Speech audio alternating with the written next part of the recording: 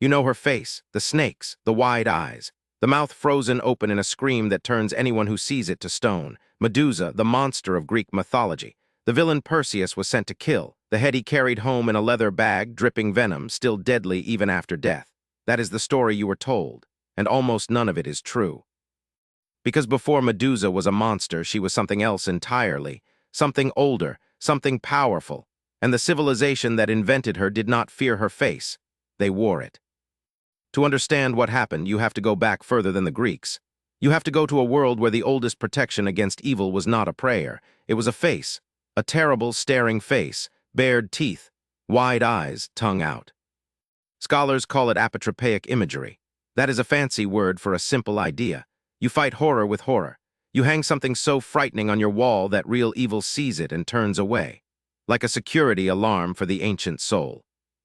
The earliest Gorgoneion, which is the name for the Gorgon face on its own, appears on the Temple of Artemis at Corfu around 580 BCE.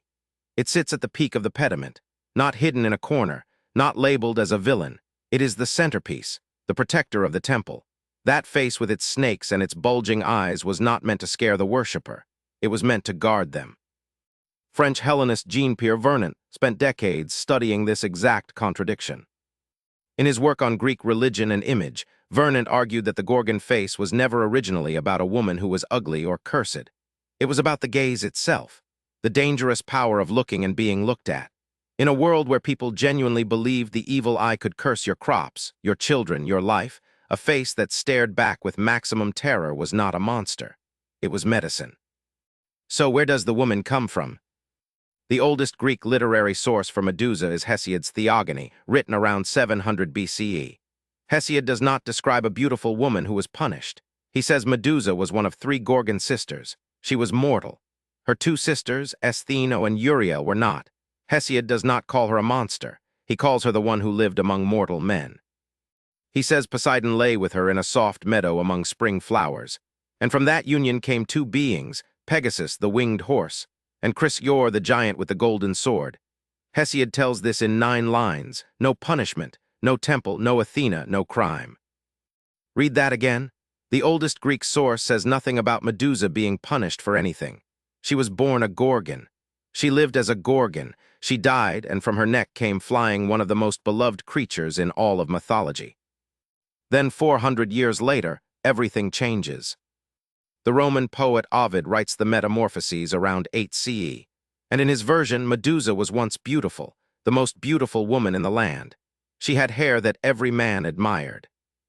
Then Poseidon, the god of the sea, forced himself upon her inside the temple of Athena, and Athena, instead of punishing the god who committed the act, punished Medusa. She turned that beautiful hair into venomous snakes. She made her face so terrible that anyone who looked at it would turn to stone. She took the victim and made her the monster. That is the version most people know today. The Renaissance painted it. Caravaggio showed Perseus holding the severed head, mouth open in silent agony.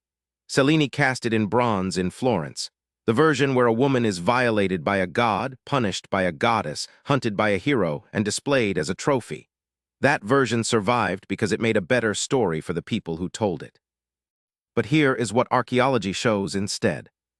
Across the Greek world from the 7th century BCE onward, the Gorgon face appears on shields, on coins, on pottery, on temple walls, on amulets worn by children.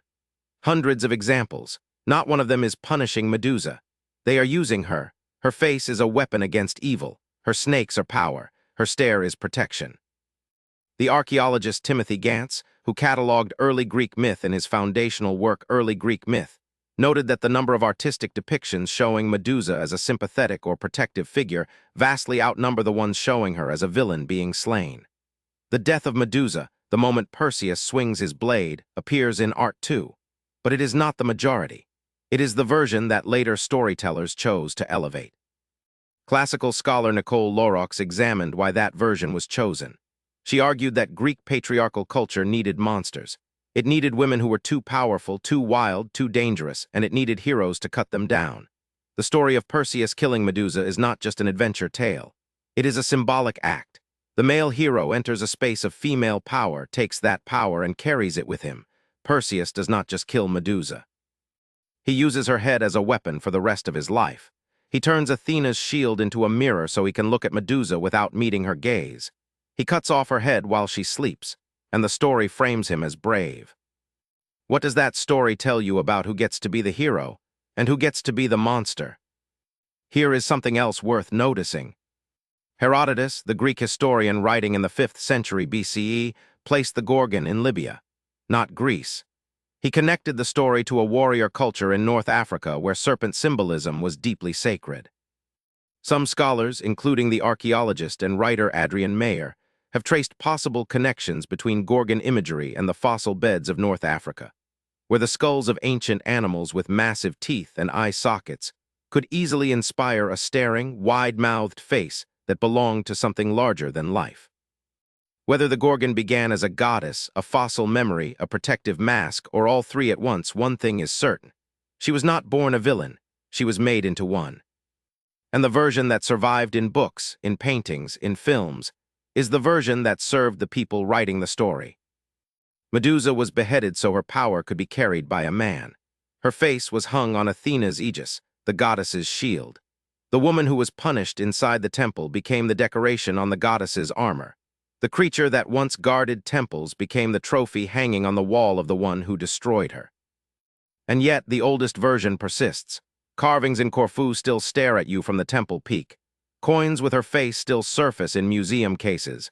Her image is tattooed on skin today more than any other figure from Greek mythology. Not Perseus, not Athena, her.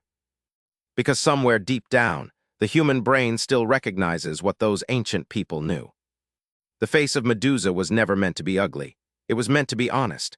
Wide-open eyes that do not look away, a mouth that does not close, a head full of things that move on their own. She is everything you are told not to be, uncontrolled, unhidden, unashamed.